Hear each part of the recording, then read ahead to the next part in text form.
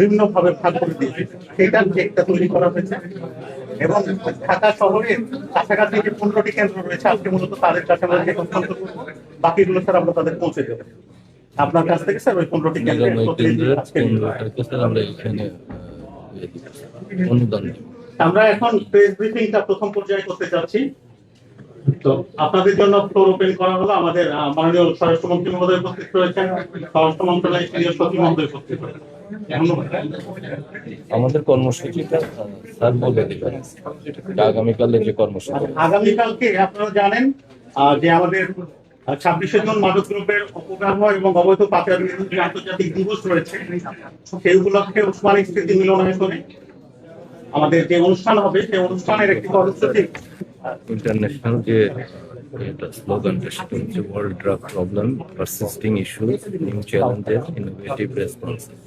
এটা হচ্ছে এবারের পরিকল্পনা।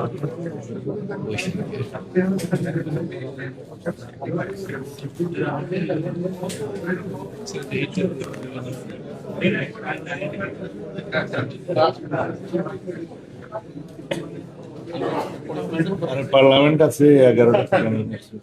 তাদের সময় সংক্ষেপ থাকবে, জাতীয় সংসদে পার্টিসিপেট করতে হবে। আমরা আগামীকাল যে কর্মসূচি দিয়েছি, আমরা সেটা উল্লেখ করছি। সকাল 8টায় মাদক বিরোধী র্যালি শুরু হবে। আমাদের যে মৎস্য ভবন গেট রয়েছে, সেখান থেকে র্যালি আসবে। আমরা র্যালি করে এসে আমাদের যে অনুষ্ঠানের ভেন্যু, সেখানে এসে উপস্থিত হব। তারপরে সকাল 8:30টায় মাদক বিরোধী বন্ধন তৈরি হবে। এটা মানব বন্ধনের মতো আমরা একটা বন্ধন তৈরি করব, যেখানে আমরা মাদক বিরোধী বিভিন্ন প্ল্যাকার্ড, স্লোগান এগুলো সেখানে আমরা প্রদর্শন করব। সকাল 9:30টায় অতিথিবৃন্দের আসন গ্রহণ, 9:50-এ মাননীয় প্রধান অতিথির আগমন, আর 10টায় মাননীয় প্রধান অতিথি, সম্মানিত বিশেষ অতিথি এবং আমন্ত্রিত অতিথি বৃন্দ কর্তৃক মাদক বিরোধী স্টল পরিদর্শন। স্টলগুলো তৈরি করা হয়েছে আমাদের ওসমানী স্মৃতি মিলনায়তনের চত্বরে। 10:15 স্বাগত বক্তব্য প্রদান, 10:20 মাদকদ্রব্য নিয়ন্ত্রণ অধিদপ্তরের থিম সং প্রদর্শন, 10:25 মাদকদ্রব্যের অপব্যবহার এবং অবৈধ পাচার বিরোধী কার্যক্রমের ডকুমেন্টারি প্রদর্শন, 10:30 মাদকাসক্ত থেকে মুক্তি, মুক্ত হয়েছে একজন ব্যক্তি, তার অনুভূতি উনি প্রকাশ করবেন। এরপরে আমরা 10:40 আমাদের যে বাসের যে সুভেনির তৈরি করা হয়, সেই সুভেনির এবং অ্যানুয়াল ড্রাগ রিপোর্টের মোড়ক উন্মোচন করা হবে মাননীয় প্রধান অতিথির মাধ্যমে।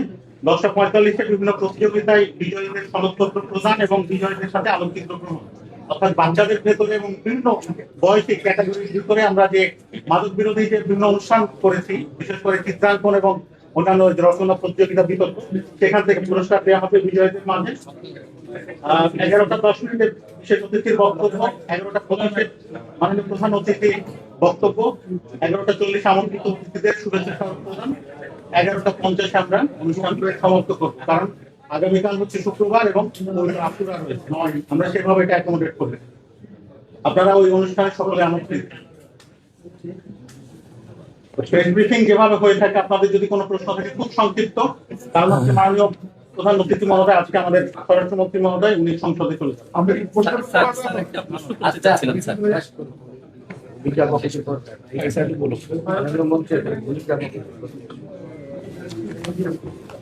বিসমিল্লাহির রহমানির রহিম।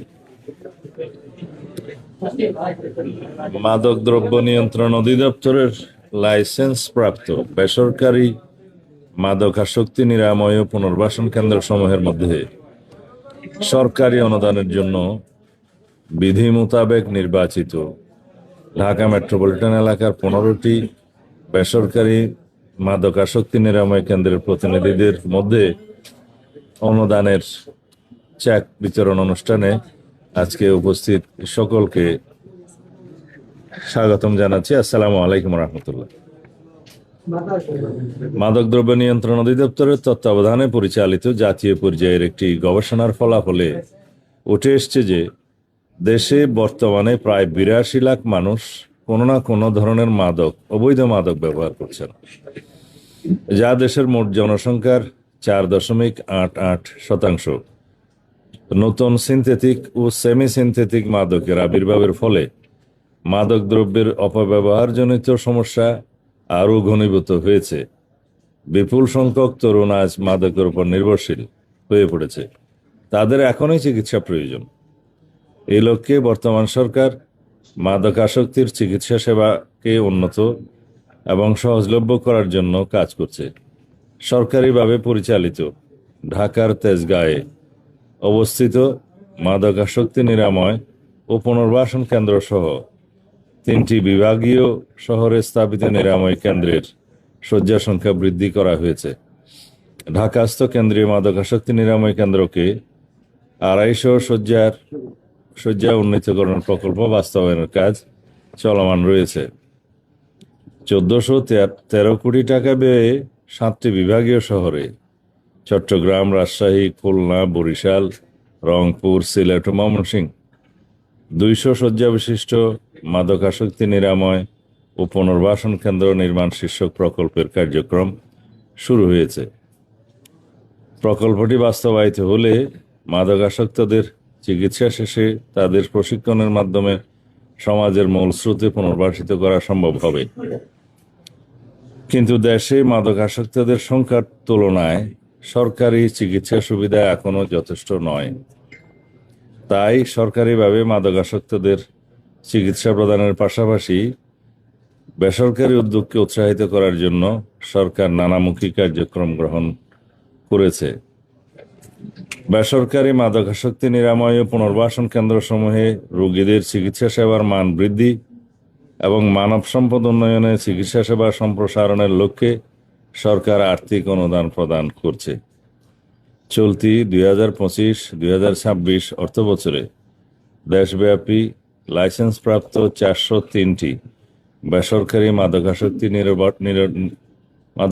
নিরাময় ও পুনর্বাসন কেন্দ্রসমূহের মধ্যে 73টি বেসরকারি নিরাময় কেন্দ্রকে 1,10,00,000 টাকা অনুদান প্রদান করা হচ্ছে আজকে। এর ফলে মাদকাসক্তি নিরাময় কেন্দ্রগুলোর চিকিৎসা সেবা আরও উন্নত হবে বলে আমি আশা করছি। পাশাপাশি বেসরকারি মাদকাসক্তি নিরাময় ও পুনর্বাসন কেন্দ্রগুলোকে অনুরোধ করছি যেন কেন্দ্রগুলো অবশ্যই সংশ্লিষ্ট বিধিমালা ও জাতীয় গাইডলাইন অনুযায়ী পরিচালিত হয়। এই অনুষ্ঠানের আয়োজন করার জন্য মাদকদ্রব্য নিয়ন্ত্রণ অধিদপ্তরকে অশেষ ধন্যবাদ জানাচ্ছি। আগামীকালকে 26 জুন মাদকদ্রব্যের অপব্যবহার ও অবৈধ পাচার বিরোধী আন্তর্জাতিক দিবস। এই উপলক্ষে আমরা প্রেস ব্রিফিং করব এবং আমাদের অনুষ্ঠানাদি ওসমানী স্মৃতি মিলনায়তনে অনুষ্ঠিত হবে। সেই সূচি আপনাদেরকে পৌঁছে দেয়া হবে। আমি তাও সংক্ষিপ্তভাবে বলি, 8টার সময় মাদক বিরোধী র্যালি। এটা কোথেকে হবে? মৎস্য ভবনের ওখান থেকে। মাদক বিরোধী বন্ধন ওসমান স্মৃতি মিলনায়তনের সামনে 9:30 থেকে ওসমানী স্মৃতি মিলনায়তনের ভিতরে অনুষ্ঠান আরম্ভ হবে। তারপরে যারা বক্তব্য দিবেন সেই অনুষ্ঠানগুলো আপনারা ওখানে দেখতে পাবেন। সেখানে ডকুমেন্টারি প্রদর্শন করা হবে, থিং সং হবে, তারপরে মাদক আসক্তি থেকে মুক্ত ব্যক্তির বক্তব্য হবে, তারপরে সোভেনিয়ার অ্যানুয়াল ড্রাগ রিপোর্ট ইত্যাদি মোড়ক উন্মোচন হবে এবং বিভিন্ন প্রতিযোগিতায় বিজয়ীদের মধ্যে সনদপত্র প্রদান এবং আলোকচিত্র গ্রহণ হবে। যেহেতু কালকে শুক্রবার জুম্মাবার, সেজন্য অনুষ্ঠান 11:50 মধ্যে সমাপ্ত করার আমরা সময় নির্ধারণ করেছি। আগামীকালকে আপনাদের সাথে আশা করি ইনশাল্লাহ দেখা হবে। এখন জাতীয় সংসদ আজকে 11টা থেকে শুরু, তো 30শে জুন পর্যন্ত এইভাবেই চলবে।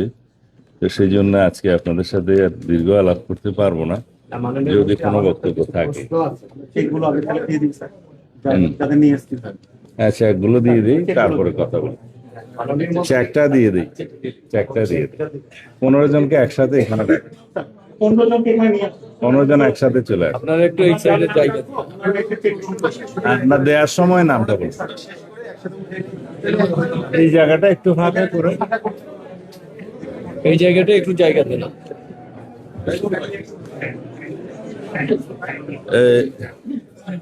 এইটা আমার টেবিলে কালকে তো লাগবে, জানা অসুবিধা না, এত ফাইল দিই। এই 26 তারিখ এখানে 26 তারিখ না এটা সকালে স্যার সকালে র্যালিতে তো আপনার থাকার দরকার নেই, পরে এসেছে।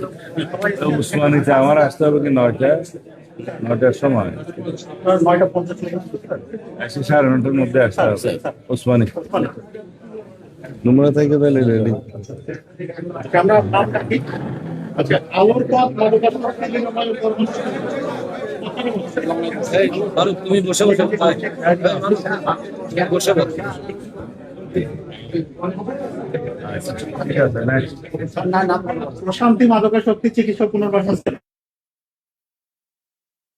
আলোর পথকে আমরা 1,25,000 দিলাম, আর প্রশান্তিকে দিলাম 1,25,000 টাকা চেক। সবাই 1,25,000। না স্যার, ওই যে কম বেশি ক্যাপাসিটি আছে স্যার। প্রমিসেস মেডিকেল লিমিটেড তারা হচ্ছে 2,80,000 টাকা।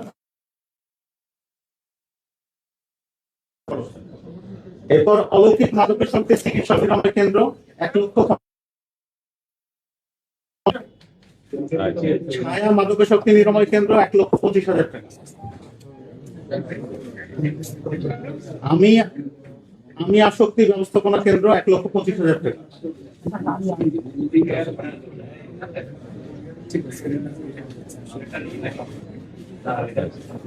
সাপোর্ট মাদকাসক্তি চিকিৎসা সহায়তা ও পুনর্বাসন ফাউন্ডেশন 1,55,000 টাকা।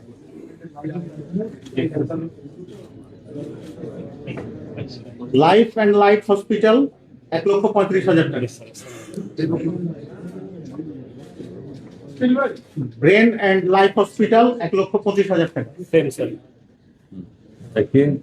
মালিক ঘরে ফেরা মাদকাসক্ত পুনর্বাসন কেন্দ্র 1,25,000 টাকা। ঘরে ফেরা।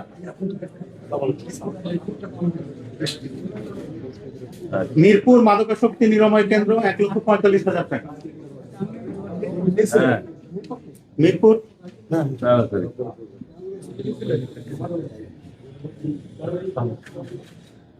আমার হোম মাদকাসক্তি নিরাময় কেন্দ্র 1,55,000 টাকা।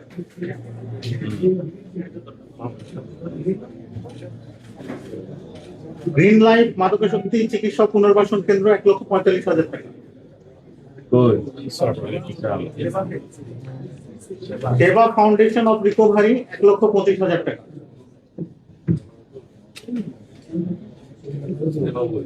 এবং 15 নাম্বার হচ্ছে এমপ্যাথি মাদকাসক্তি নিরাময় কেন্দ্র, পুরুষ কেন্দ্র, এটা পুরুষদের জন্য 1,95,000 টাকা।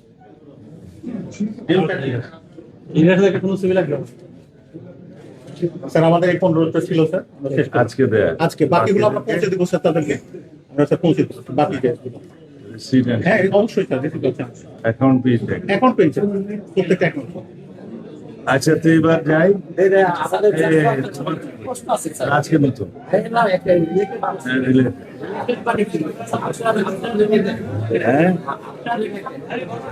মাননীয় মন্ত্রী একটা বিষয়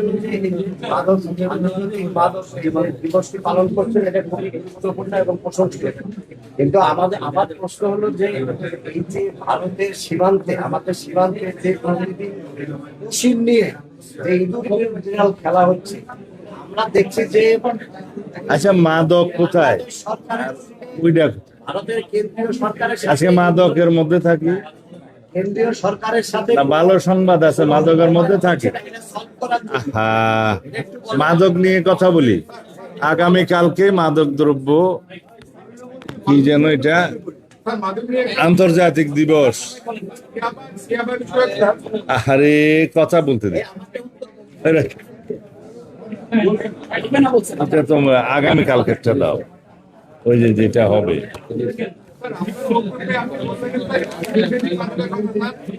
সবই বলছি আমি প্রশ্নগুলো বুঝতে পেরেছি, সবই বলছি, বললে ক্লিয়ার হবে। আগামীকালকে মাদক দ্রব্যের অপব্যবহার ও অবৈধ পাচার বিরোধী আন্তর্জাতিক দিবস। নামটা একটু লম্বা হওয়াতে পড়তে অসুবিধা হচ্ছে, এখন রাখো। আন্তর্জাতিক দিবস কালকে আপনাদের সাথে কথা হবে, প্রেস ব্রিফিং করবো আমরা বিস্তারিত। আজকের জন্য সুসংবাদ হচ্ছে এই মাদক নিয়ন্ত্রণ আইনটা যেটা বিদ্যমান আছে, এই আইন দিয়ে মাদকের বিরুদ্ধে ফাইট করা যাচ্ছে না। মাদক দ্রব্য নিয়ন্ত্রণ অধিদপ্তরের কর্মকর্তাদের, ইন্সপেক্টরদের সক্ষমতা বাড়ানো যাচ্ছে না। আপনারা হয়তো জানেন, মাদক দ্রব্যের ব্যবসায়ী, চোরা কারবারি যারা করে তাদের সশস্ত্র গ্রুপ আছে, কিন্তু আমাদের মাদক দ্রব্য নিয়ন্ত্রণ অধিদপ্তরের কর্মকর্তাদের, যারা ইন্সপেক্টর, যারা অপারেশন করতে যায়, অভিযান চালায়, তাদের কাছে কোনো অস্ত্র নাই। এটা অনেকটা ঢাল নাই, তলোয়ার নাই, নিধিরাম সর্দারের মতো। তারপরে সাফিসিয়েন্ট ল্যাবরেটরি নাই মাদকদ্রব্য নিয়ন্ত্রণের। মাদকদ্রব্য ধরা পড়ার পরে যে একটা আইনি ব্যবস্থা থাকে, এটা মাদক কিনা টেস্ট করার জন্য কি পর্যায়ের কয়েকটি ল্যাবরেটরি আছে। এরপরে যে দুর্বলতা, তা হচ্ছে মামলা পরিচালনার ক্ষেত্রে ৮০,০০০ মামলা পেন্ডিং আছে ঢাকায়, কক্সবাজারে ১৮,০০০-এর উপর, চট্টগ্রামে প্রায় ৩৯,০০০। এইভাবে খতিয়ান দিতে গেলে প্রত্যেকটা ডিস্ট্রিক্টে আমার যেগুলো স্মরণে আছে বলতে পারবো। এই মামলাগুলো পরিচালনার জন্য আমাদের যে কোর্ট আছে, বিদ্যমান আদালত, তাদের পক্ষে হিমশিম খেতে হচ্ছে, সম্ভব নয়। তা এখন এখতিয়ার সম্পন্ন আদালত বলতে যা বোঝায়, তাদের কাছে মামলাটা দিতে হয়, করতে হয়, ট্রায়াল ওখানে আসে। হয়তো কয়েকটা এজেন্সি মাদক দ্রব্যের বিরুদ্ধে অভিযান চালায়, তারা মামলা দায়ের করে। তা এন্ড অফ দি ডে দেখা যায় এই যে মামলা জটের কারণে বেনিফিটটা চলে যায় এই আসামির কাছে। তা এখন সেই পরিস্থিতি থেকে মুক্ত পাওয়ার জন্য আমরা মাদক দ্রব্যের জন্য আলাদা ট্রাইব্যুনাল সৃজনের প্রস্তাব দিয়েছি, পাশাপাশি এখতিয়ার সম্পন্ন আদালতও থাকবে। আর মাদক ব্যবসায়ীদেরকে ধরার পরে থানায় সুপর্দ করার আগে, এফআইআর করার আগে মধ্যবর্তী একটা সময়ে রাখতে হয়। সে রাখার জন্য আমাদের কোনো হাজতখানা নাই। আমরা মাদক দ্রব্য নিয়ন্ত্রণ অধিদপ্তর কোনো রেগুলার থানা না, হাজতখানার ব্যবস্থা রাখা হচ্ছে, ট্রান্সপোর্টেশনের ব্যবস্থা রাখা হচ্ছে, ডগ স্কোয়াডের ব্যবস্থা রাখা হচ্ছে, অত্যাধুনিক অস্ত্র দেয়া হবে। তো এগুলো করার পরে আমরা একটা অপারেশনে যাব।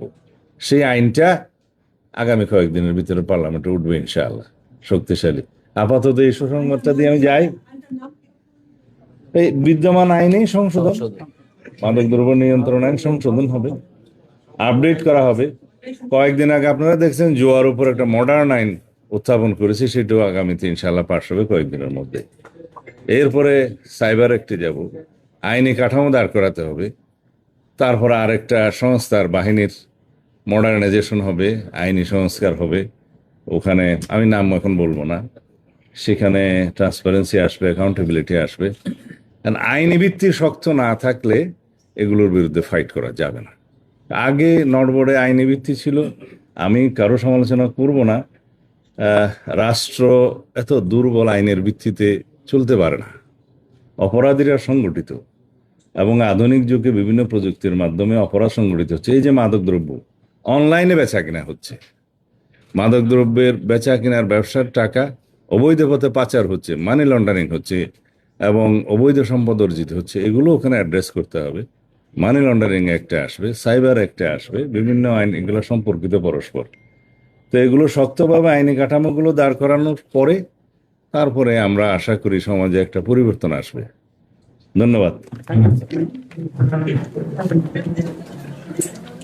আজকে তুমি মাফ করো, আজকে মাফ করো আমার